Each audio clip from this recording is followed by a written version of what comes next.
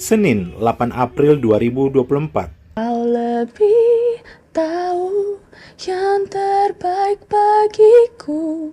Kau lebih sanggup pulihkan hidupku. Ku berserah, ku percaya hanya Yesus penolong yang setia. Aku nyanyi lagu itu. Aduh, kamu nyanyi aku nangis. Aduh. Aku nyanyi lagu itu, tutup mata, sulit banget untuk bilang hanya Yesus penolong yang setia. Aku nggak ngerasain pertolongan Tuhan. Aku sampai di titik enggak, Tuhan nggak nolong aku kok.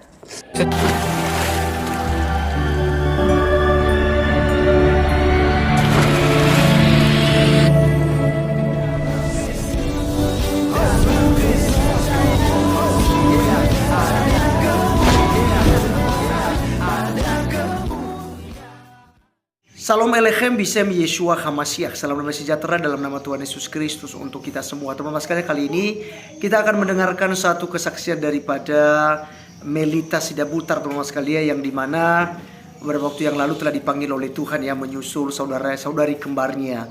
Dan ini kesaksian sebelum meninggalnya, ini sangat luar biasa sekali. Mari kita langsung saja mendengarkan seperti apa kesaksian daripada Melita Sidabutar ini yang ada berikut ini.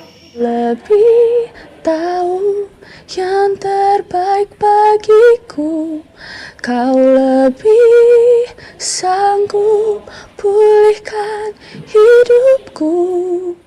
Ku berserah, ku percaya hanya Yesus penolong yang setia. Aku nyanyi lagu itu. Aduh, kamu nyanyi aku nangis. Aduh. Aku nyanyi lagu itu, tutup mata, sulit banget untuk bilang hanya Yesus penolong yang setia. Aku nggak ngerasain pertolongan Tuhan.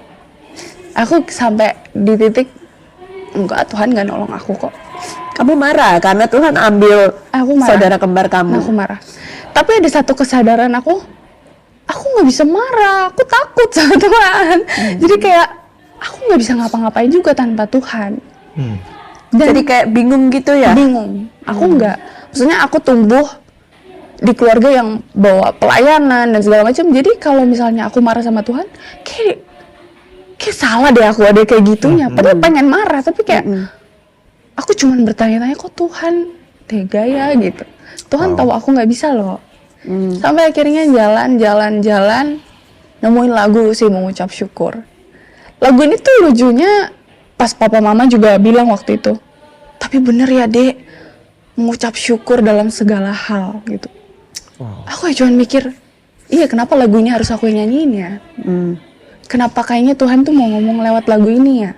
Tapi bukan cuma ngomong sama yang dengar, bukan cuman ngomong sama yang ciptain, Ko Ivan sama Cilisa, tapi ngomong sama aku juga. Karena sebegitunya Tuhan tuh mau reach. Aku sadar ini, sebegitunya Tuhan mau reach keluarga aku dengan bilang, enggak, aku tuh selalu ada loh sama kamu.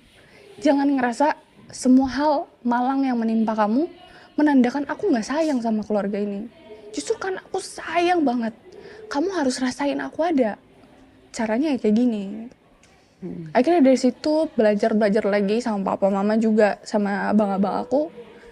Ya sampai hari ini pun belajar sih sebenarnya. Hari-hari terberat kamu ketika melewati masa-masa itu kayak apa? Boleh cerita dikit nggak supaya kita bisa memahami? Karena tentu kehilangan orang tersayang itu pasti bukan pilihan ya. Ya. Pasti bukan opsi yang gua pilih ini deh.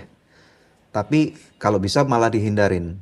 Namun kita tahu bahwa kehidupan itu kan bukan punya kita. Kan firman Tuhan ngomong, telanjang aku datang, telanjang aku juga pergi. Dalam kitab Ayub ditulis seperti itu. Nah tapi untuk memproses kehilangan ini nggak semua orang bisa cepet gitu. Nah boleh nggak kamu cerita lebih mendalam tentang ini supaya nanti kita mengerti tentang perasaan kamu sebagai seorang pribadi gitu. Jalanin hari-harinya tuh mungkin aku rasa aku jadi ada sedikit tanggung jawab ya.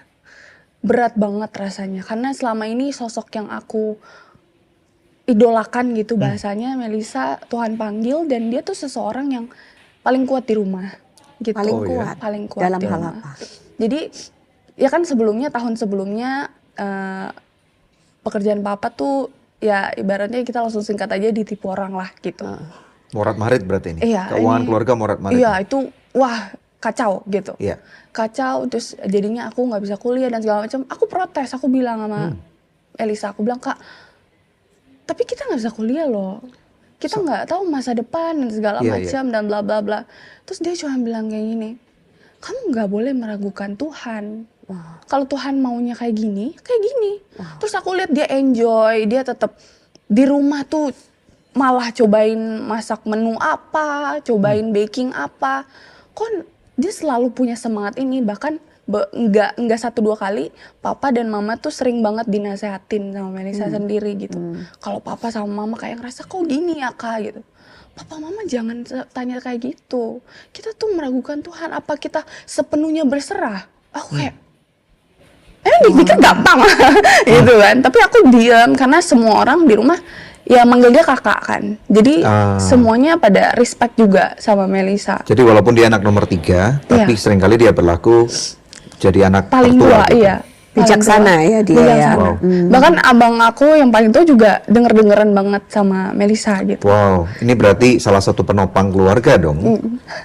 I see. Betul. Iya, iya. Berarti ketika keluarga kalian morat-marit secara ekonomi, kalian sampai to the point of nggak kuliah. Nggak kuliah. Padahal udah kuliah kan ya, cuman maksudnya putus di tengah jalan gitu. Iya, aku putus di tengah jalan. Jadi ini intinya adalah waktu itu banyak wacana dengan bilang mau kuliah di Singapura karena pada saat itu ya pekerjaan papa juga masih settle banget gitu. Menurut orang kayak ya nggak mungkin lah lo di sini kayak gitu kan. Lagi naik daun gitu. Lagi naik maksudnya. daun Wow. dan segala macam.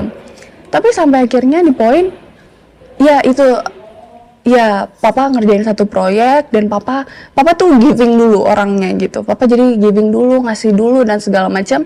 Papa tahu cara mainnya dan bla bla bla. Mereka menjanjikan berapa, papa pikir ya udah papa dengan bijak ngeluarin uangnya juga dan segala macam. Singkat cerita orangnya ini kabur. Orangnya ini pergi dan segala macam dengan semua uang yang papa udah spend. Itu yang membuat aku jadi nggak bisa afford kuliah lagi. Wow. Padahal kalau orang lihat, wah Melita kanan banget, punya nama, cantik, suaranya bagus, dikenal, pasti masa kecilnya semua trouble free gitu ya. Iya. Ternyata troublesome gitu. Iya. Masa kecil sih memang trouble free. karena gini loh, ketika lagu itu muncul, kan kami juga nggak kenal kamu juga nggak kenal kebanyakan orang waktu itu ya.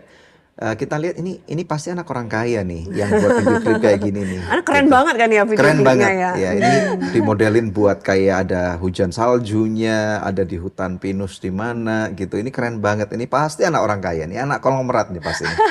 Iya. Tapi kan bener anak konglomerat kan? Anak Tuhan Yesus. Anak raja di atas segala raja kan? Amin. Iya. Dan itu yang orang membuat berpikir Melita Sidabutar adalah ini anak orang kaya yang nggak pernah susah nih hidupnya. Iya. Aku sering dapetin itu sih. Dari kecil selalu dibilang, lu mah nggak pernah susah gitu. Kamu mah nggak akan susah Mel gitu. Tapi dalam hati aku bukan yang kayak, iyalah duit papiku kayak gitu. Enggak yang kayak gitu. Tapi karena mungkin papa mama juga bring kita semua untuk kayak, inget loh, kita biarpun diberkati Tuhan, tapi harus bisa untuk ngasih ke orang juga, papa mama kayak gitu. Jadi ada perbedaan yang signifikan papa dan mama sebenarnya. Papa tuh giving banget, papa giving banget, tapi mama tuh giving ke anak-anaknya ini bener-bener jor-joran. Makanya aku les musik, les vokal, aku ada les nari, les acting. Nice. Semuanya pelajaran kayaknya cuma bahasa Inggris aja sih. Jadi difasilitasi gitu ya. Difasilitasin. Iya. Jadi papa mama ini giving banget dua-duanya, tapi caranya beda. Papa tuh lebih ngajarin kita kayak gimana kita untuk melayani orang dan segala macam. Sedangkan mama penuhin kita dulu gimana caranya. Wow. Jadi menurut aku kayak balance sih. Jadi makanya kalau orang bilang kayak ini perfect family banget gitu. Berarti Perfect sekarang family. ini apa yang masa kecil kalian sudah diberkati oleh papa mama kalian ini sekarang bermakna dong. Sekarang kamu tampil sebagai seorang superstar. Iya kan, dengan performance kamu yang bagus, koreografer nanti mungkin koreografinya mungkin akan menarik, vokalnya juga bagus dari kecil kamu main. Tuhan, ini kan semua tabungan-tabungan yang sekarang ini kamu lagi cash out nih. Betul. Karena udah dipersiapkan dari kecil ya betul, kan. betul. Iya. Nah ini juga tolong ya kepada yang suka nipu-nipu kabur-kabur, kalian tuh harus dengar gitu dampak kerusakan yang kalian sebabkan dalam kehidupan seseorang gitu kan ya, karena betul. mungkin yang nipu nggak tahu gitu ya, ini Melita ini sampai berhenti kuliahnya gitu. Nah terus kalau kita mau balik lagi dikit, itu Melisa waktu meninggal itu tiba-tiba aja ya, dia sakit Tiba-tiba apa aja. sih Melita, atau nggak ada sakitnya? Kita kan sebenarnya pernah ngecek lah semua satu keluarga gitu, tapi benar-benar nggak ada apa-apa, nggak ada jantung normal, paru-paru normal, semuanya normal gitu. Bahkan waktu itu malah ditemukan akunya yang aku tuh skoliosis. Apa tuh? Tulang Tulangnya punggung miring, yang- tulang Oh. punggungnya miring gitu. Jadi aku sempat terapi 1,5 tahun dan puji Tuhan sekarang udah membaik. Tapi Melisa tuh benar-benar ya sempurna aja gitu. Sampai akhirnya di situ pas dicek ke dokter, jadi Melisa itu berpulangnya jam 3:30 sore, jam 12 siangnya ke rumah sakit. Ke rumah sakit dicek di ronsen, ternyata katup jantung Melisa tuh melebar. Katup jantungnya melebar. Jadi katanya bikin oksigen ke paru-paru tuh berkurang. Oh. Gitu. Jadi pas dicek saturasi 96. Tapi sebenarnya 95 sampai 100 itu baik. Jadi waktu itu karena mau dipindahin ke rumah sakit lain. Jadi ya udah, ini masih aman kok saturasinya gitu. Kita packing dulu ke rumah dulu dan segala macam. Aku udah bawa-bawa barang Melisa dan bla bla bla. Di situ tuh Melisa bilang, aku mau ke kamar mandi gitu. Ditemenin mama sama aku. Pas di kamar mandi dia bilang, aduh ntar dulu kayaknya pengap gitu. Tapi kayaknya enggak juga gitu. Jadi aku bingung, dia ntar dulu nih kenapa. Dia berdiri, dia langsung pingsan. Dia langsung pingsan, pas dibawa ke sofa, di rumah udah nggak ada. Jadi secepat itu. Oh, wow. Itu bukan karena COVID ya? Bukan karena Saturasi oksigen turun bukan karena COVID. Bukan. Jadi pas kita lagi ibadah penghiburan juga, ada tenaga medis yang swab Melisa dan bilang ini bukan COVID. Dia nggak COVID. Oh, dia nggak COVID. Wow. Ini yang memang kehidupan itu misteri ya. Karena kan firman Tuhan juga berkata demikian, hidup kita di tangan Tuhan gitu. Dan kerap kali ketika itu terjadi ya sukar untuk menerimanya ya. Iya. Wow.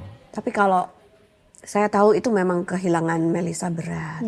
Tapi kalau mau dipikirkan lagi, dia nggak menderita ya, Iya. karena perginya cepat loh, Iya. ya kan? Iya. Itu kalau kita mau lihat dari sisi baiknya, ya Betul. kan? Di rumah lagi. Di rumah, dikelilingi oleh orang-orang yang dia kasihi. Terus juga aku melihatnya bahwa Melisa kan baik banget, maksudnya gitu ya. Jadi mungkin memang tugasnya di atas muka bumi ini Sudah udah selesai. selesai. Tuhan kangen sama dia, katakanlah gitu ya. Iya, iya.